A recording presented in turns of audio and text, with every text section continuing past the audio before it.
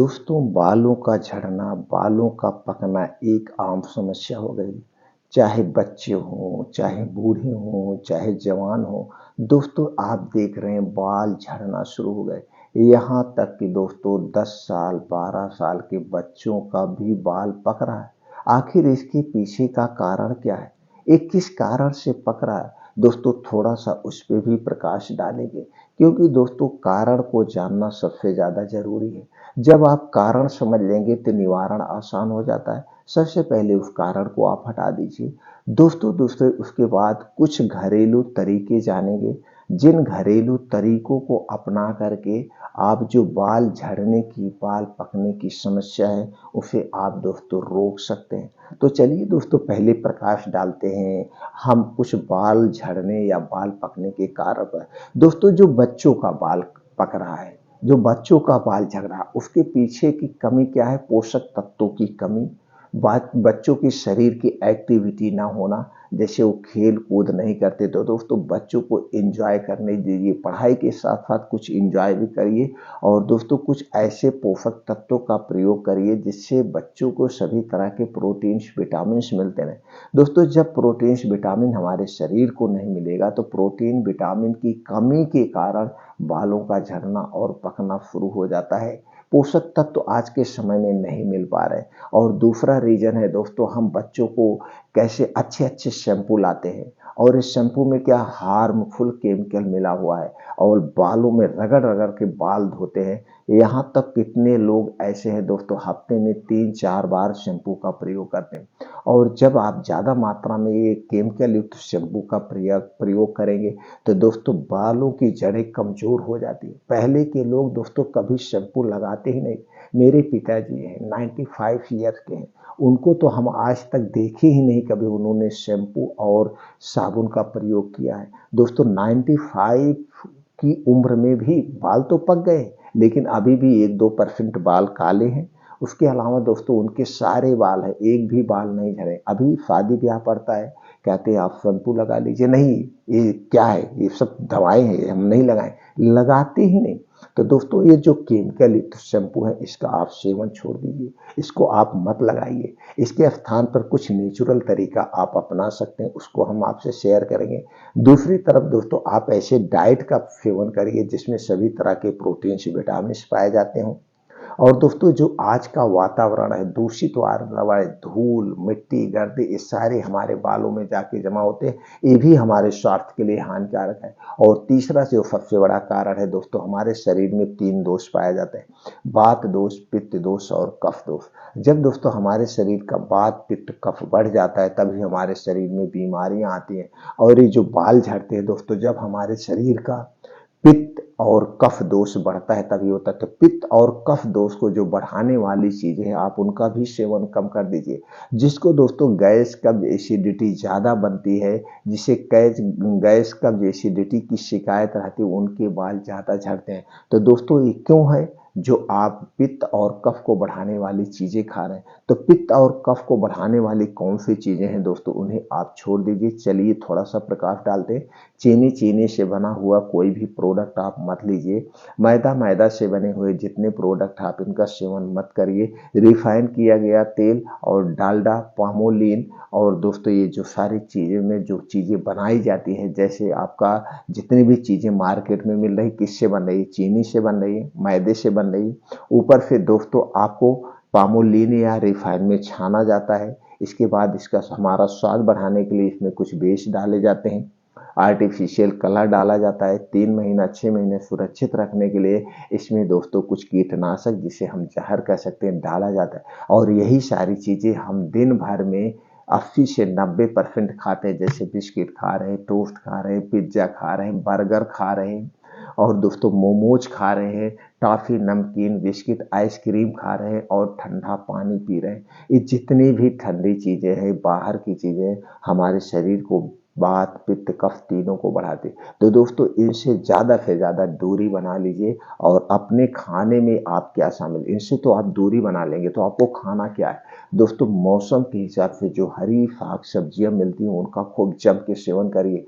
उसमें ऐसे पोषक तत्व पाए जाते हैं जो हमारे शरीर की सुरक्षा प्रदान करते हैं। और उसके बाद कुछ दोस्तों बीन्स आते हैं, उन्हें आप अंकुरित करिए, अंकुरित करके बीन्स खाइए। अपने डेली रूटीन में 1 से 2 फल का सेवन करिए, मौसम के हिसाब से ड्राई फ्रूट का सेवन करिए और डेयरी प्रोडक्ट का सेवन करिए। लेकिन ये डेयरी प्रोडक्ट जो होंगे आपके घर के होंगे, जैसे दूध, दही, मट्ठा, ये पैकेट का नहीं लेना है। पैकेट का दूध, दही, मट्ठा खाने से कोई फायदा नहीं होगा। ऊपर से दोस्तों हमारे शरीर में वात, पित्त, कफ को ही बढ़ाएगा। क्योंकि ये जो दूध, दही, मट्ठा पैकेट के होते हैं, इसके साथ छेड़खानी की जाती है और इसे प्लास्टिक में रखा जाता है, जो हमारे स्वास्थ्य के लिए हानिकारक है। तो दोस्तों बाहर की चीजें आप खाना बंद कर दीजिए और कुछ डेली रूटीन में योगा, प्राणायाम, मेडिटेशन करिए, जिससे आप चिंता से, डिप्रेशन से दूर रहें। चिंता, डिप्रेशन से दूर रहें, आपके शरीर की एक्टिविटी बनी रहे। तो दोस्तों दिन में अगर आप 25-30 साल के नीचे के हैं तो खूब 2-3 घंटे खेलने का प्रयास करिए। जो भी आपका फेवरेट खेल है इसे खेलिए, इसके शरीर का मूवमेंट बढ़ता है। और दोस्तों रोज सुबह 2 घंटे का समय आप अपने लिए निकालिए। ये 2 घंटे का समय क्या है, 5 बजे से 7 बजे, ये 5 बजे 7 बजे 2 घंटे का समय आप अपने लिए निकालिए। चाय से दूरी बना लीजिए। सो के उठने के बाद तुरंत दोस्तों 2 से 3 गिलास गुनगुना पानी पीजिए। इससे आपके शरीर की ऊर्जा बढ़ती है और पेट में जो गैस, कब्ज, एसिडिटी है इसे दूर करने में हेल्प होता है। उसके बाद दोस्तों आप 5 से 6 किलोमीटर डेली मॉर्निंग वॉक करिए और ये 5 से 6 किलोमीटर को आधे घंटे में कवर करने का प्रयास करिए। आधे घंटे में जब आप इसे कवर करेंगे तो आपको तेज चलना पड़ेगा, आपके शरीर में गर्मी होगी और ब्लड सर्कुलेशन उतने तेज होगा। दोस्तों ये जो मॉर्निंग वॉक करेंगे आप, जहाँ पे मिट्टी हो, हरी घास हो, उस पर मॉर्निंग वॉक करिए। आपका बालों का झड़ना, बालों का पकना दोस्तों तुरंत रुक जाएगा। दोस्तों जब आप मिट्टी पे नंगे पाँव मॉर्निंग वॉक करते हैं तो आपके पैर में ऊबड़ खाबड़ जो मिट्टी है, कंकड़ है, चुभते हैं, एक्यूप्रेशर का काम करते हैं। और दोस्तों जब आप नंगे पाँव उस हरी घास पर चलते हैं तो दोस्तों ओस की बूंदें आपके पैर में लगती है। इससे दोस्तों आपकी आंखों की रोशनी बढ़ती है और आपका बालों का झड़ना रुक जाता है। तो मॉर्निंग वॉक जब कंप्लीट हो जाए तो 2 योगा आपको करना। पहला है अनुलोम विलोम और दूसरा है दोस्तों कपाल भाती। अनुलोम विलोम आधे घंटे, कपाल भाती आप 15 से 20 मिनट डेली करिए। और लास्ट में दोस्तों आप शीर्षासन करना। शीर्षासन करना बालों को झड़ने से रोकता है, बालों को पकने से रोकना। 10 से 5 मिनट रोज शीर्षासन, चाहे आप दीवार के सहारे, चाहे आप किसी पेड़ के सहारे अपने पैर को ऊपर उठा के रखिए। एक खाली पेट रोज सुबह शीर्षासन आपको करना है। और लास्ट में दोस्तों 15 से 20 मिनट आपको ध्यान करना, मेडिटेशन। तो छोटी छोटी चीजें अपना करके आप अपने शरीर को स्वस्थ व निरोग बना सकते हैं। इसके साथ चलिए दोस्तों कुछ तरीके हम शेयर कर रहे हैं। इन तरीकों को अपना करके आप बालों को झड़ने को रोक सकते हैं। पहला तरीका आपको लेना है दोस्तों, प्याज का रस 2 चम्मच, नींबू का रस 2 चम्मच, नारियल का तेल शुद्ध होना चाहिए 1 चम्मच।